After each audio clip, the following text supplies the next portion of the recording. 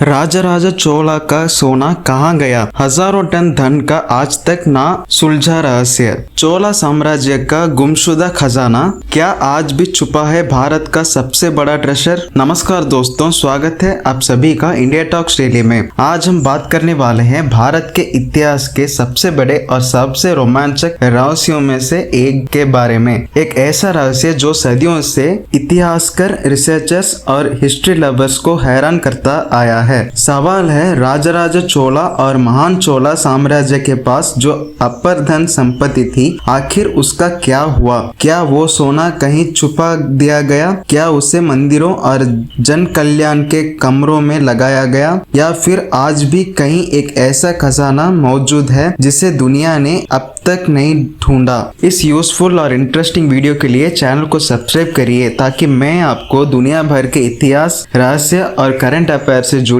जानकारी देता रहूं। जब भी भारत के सबसे शक्तिशाली साम्राज्यों की बात होती है, चोला साम्राज्य का नाम बहुत सम्मान के साथ लिया जाता है। दक्षिण भारत से लेकर साउथ ईस्ट एशिया के कई हिस्सों तक चोला शासकों का प्रभाव था। उनकी समुद्री शक्ति इतनी मजबूत थी कि कई इतिहासकार उन्हें भारत की सबसे सफल नावल पावर्स में से एक मानते हैं। राजराजा चोला प्रथम को चोला साम्राज्य का सबसे महान शासक माना जाता है। उनके शासन काल में साम्राज्य ने धन, शक्ति और संस्कृति विकास की ऊंचाइयों को छुआ। व्यापार तेजी से बढ़ा। समुद्री रास्ते चोलाओं के नियंत्रण में थे। दुनिया के विभिन्न हिस्सों से व्यापारी आते थे। इस सब के कारण राज्य में बहुत अधिक संपत्ति आई। अब यहीं से एक बड़ा सवाल पैदा होता है, जब चोला साम्राज्य इतनी समुद्र था तो उसका इतना सारा सोना और धन आखिर गया कहाँ? कुछ इतिहासकार मानते हैं कि चोला शासकों ने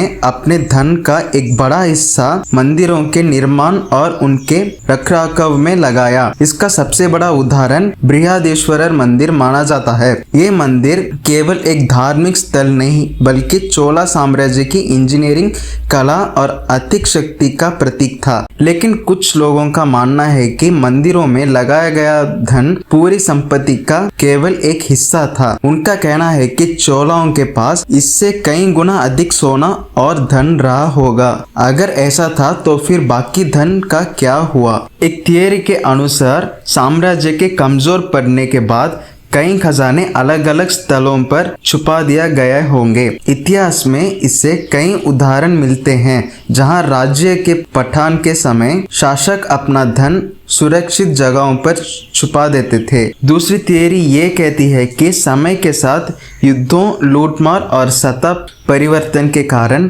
धन विभिन्न शासकों के हाथ लग गया। भारत के इतिहास में कई साम्राज्य उठे और गिरे। हर नए शासक ने पुराने राज्य की संपत्ति पर अधिकार करने की कोशिश की। कुछ रिसर्चर्स का मानना है कि चोलाओं का असली खजाना सोना नहीं था।